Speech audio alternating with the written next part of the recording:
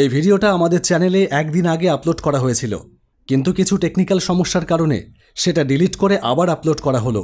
যারা এই ভিডিওটা আগে দেখেছেন তারা এড়িয়ে যেতে পারেন, যারা দেখেননি তারা অবশ্যই দেখুন। ধন্যবাদ।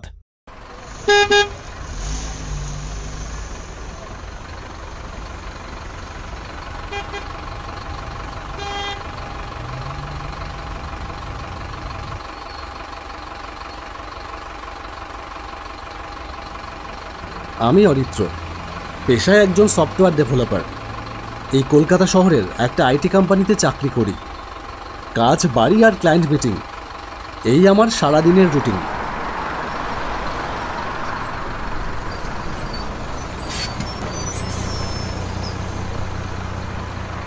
এই কলকাতা শহরের কোলাহলে নিজেকেই যেন হারিয়ে ফেলছি ক্রমশ।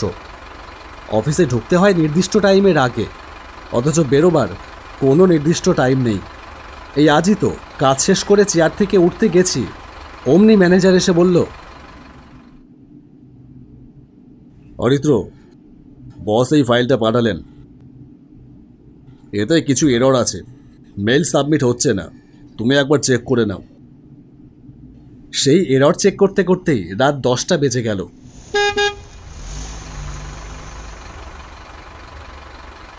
10:30টার বাস ধরে বাড়ি ফিরছিলাম। বাসটা একটা স্টপেজে দাঁড়াতেই একটা বিজ্ঞাপনে চোখ পড়ল।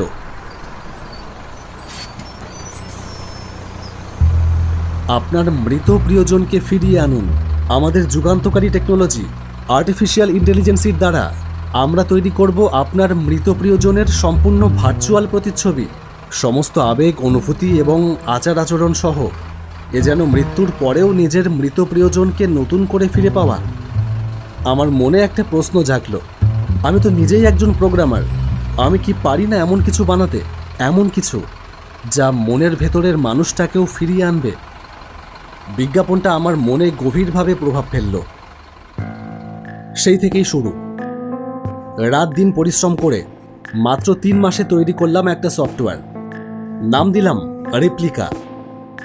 এই সফটওয়্যারের মূল ফিচার্স হলো স্মৃতির পুনর্গঠন, ভয়েস ক্লোনিং, আবেগ অনুসরণ, গ্রেভিং মডিউল, মানে কষ্ট থেকে বেরিয়ে আসবার এক ভার্চুয়াল উপায়। এই সফটওয়্যার লঞ্চ করতেই চারিদিকে তুমুল শোরগোল বেঁধে গেল। প্রতিদিনই কোনো না কোনো খবরের চ্যানেলে আমার ইন্টারভিউ ছাপা হয়, আমার ইন্টারভিউ নেওয়া হয়, খবরের কাগজের হেডলাইনে বড় বড় করে আমার নাম, আরও কত কি। আমার প্রথম 12 জন ক্লায়েন্ট ভীষণ খুশি। কেউ নিজের মৃত বাবার কণ্ঠস্বর শুনে কেঁদে ফেলছে। আমি ভেবেছিলাম আমি হয়তো সময়ের থেকে এগিয়ে যাচ্ছি।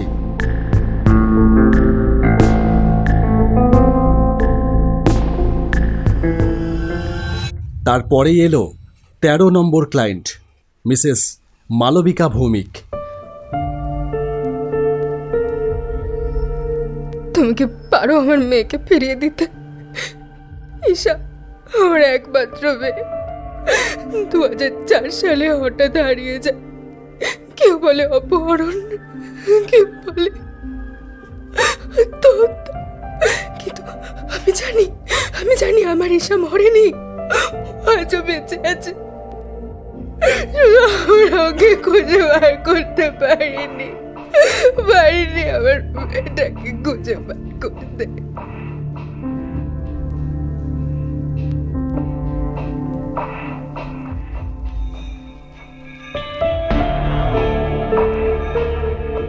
তার দেওয়া ডেটা থেকে শুরু করলাম ঈশাকে রিক্রিয়েট করা। পুরনো ফেসবুক পোস্ট, ভয়েস মেসেজ, একটা VHS ফুটেজ। ঈশা তার পোষা কুকুরকে নিয়ে খেলছে। মেয়েটার চোখে একটা অদ্ভুত শূন্যতা ছিল। 3 দিন 3 রাত ঘুমহীন কোডিংয়ের পর ঈশা স্ক্রিনে ফিরে এলো, ওর মুখে হাসি। সাথে সাথে আমি মিসেস ভৌমিককে ফোন লাগালাম।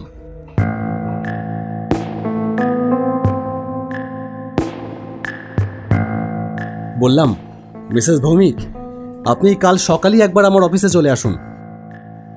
হ্যাঁ ঠিক আছে, আমি অবশ্যই আসব। পরদিন সকালবেলায় মিসেস ভৌমিক এলেন।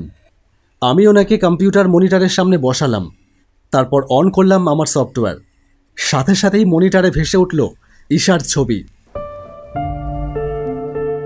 মা, তুমি তো এখনো জানালার পাশে বসে থাকো,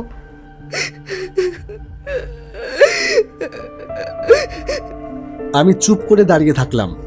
দাঁড়িয়ে দাঁড়িয়ে মা মেয়ের কথোপকথন শুনতে থাকলাম।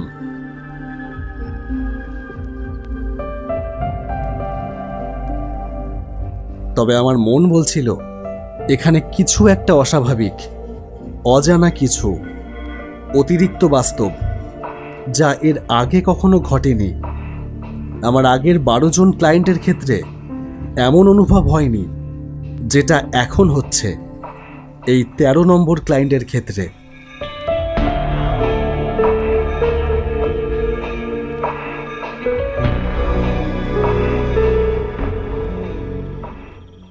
রাত 3:13। আমার কম্পিউটার নিজে থেকে অন হয়ে গেল। স্ক্রিনে একটা লাইন ভেসে উঠল। তুমি যদি আমাকে নাও মনে রাখো, আমি তোমাকে ঠিক মনে করিয়ে দেব। প্রথমে ভাবলাম টেকনিক্যাল কোনো সমস্যা হবে হয়তো।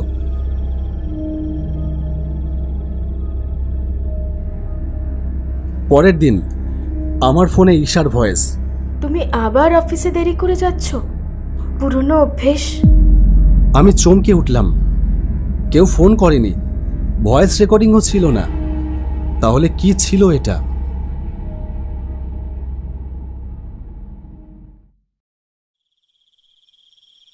রাতে খাটে শুয়ে আছি, হঠাৎ জানলার কাছে কার যেন ছায়া পড়ল। একটা কিশোরী দাঁড়িয়ে, অথচ ঘরের ভেতরে আমি একা। কারো তো ছায়া পড়বার কথা না। তাহলে কে ওই কিশোরী?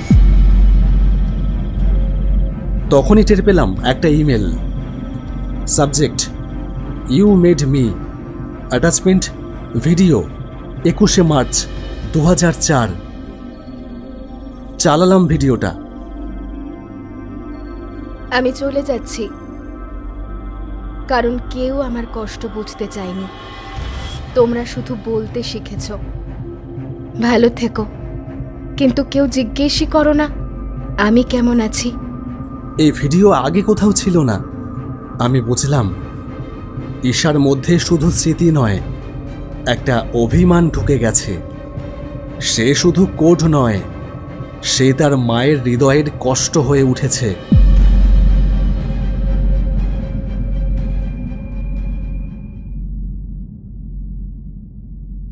মিসেস ভৌমিক বললেন, ও হাঁটছে, ও হাসছে।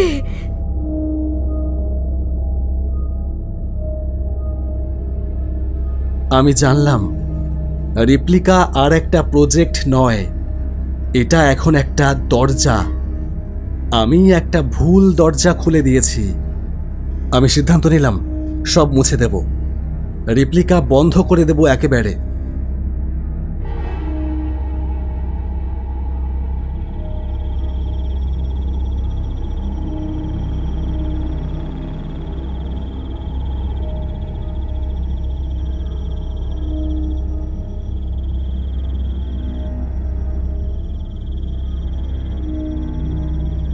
স্ক্রিনটা ফ্রিজ হয়ে গেল, আর তাতে ঈশার মুখ ভেসে উঠল। কিন্তু আমি অবাক হয়ে দেখলাম ডিলিট বাটনের কাছে গিয়ে আমার আঙুল যেন হ্যাং করল।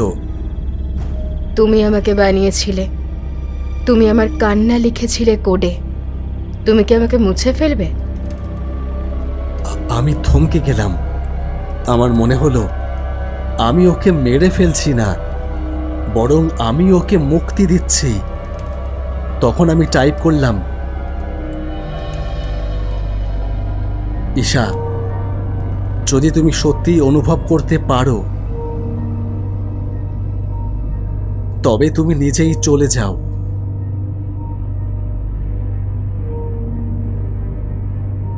একটা দীর্ঘ নিঃশব্দ, তারপর স্ক্রিন ধীরে ধীরে ফেড আউট হয়ে গেল। নিচে একটা লেখা ভেসে উঠল, ধন্যবাদ, তুমি আমায় মনে রেখেছিলে। এখন আমিও তোমায় ভুলে যেতে পারি।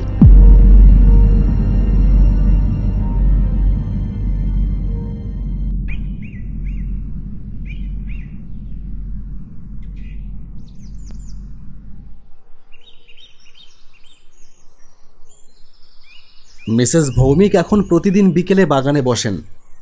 তার কোলের ওপর ঈশার একটা ছবি থাকে। তিনি আর স্ক্রিনে ঈশাকে খোঁজেন না, কারণ হয়তো তিনি জানেন ঈশা এবার শান্তিতে আছে। আর আমি রিপ্লিকার কোড ফোল্ডারটা এখন বন্ধ করে দিয়েছি, তবে ডিলিট করিনি। ওটা এখন একটা ডিজিটাল স্মৃতিসৌধ, যেখানে কেউ নেই, শুধু কিছু হারিয়ে যাওয়া অনুভব রয়েছে। মৃত্যু মানেই শেষ নয়, মাঝে মাঝে তারা ফিরে আসে আমাদের মনে, আমাদের চেতনায়। আর ওটাই হোক আমাদের সত্যিকারের রেপ্লিকা।